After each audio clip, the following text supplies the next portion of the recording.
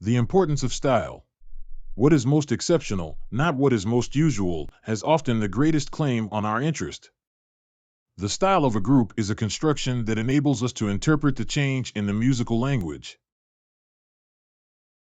It's a contradiction essential to a work of art that it resists paraphrase and translation, and yet that it can only exist within a language.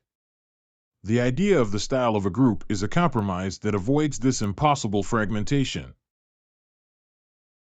The importance of Haydn, Mozart, and Beethoven.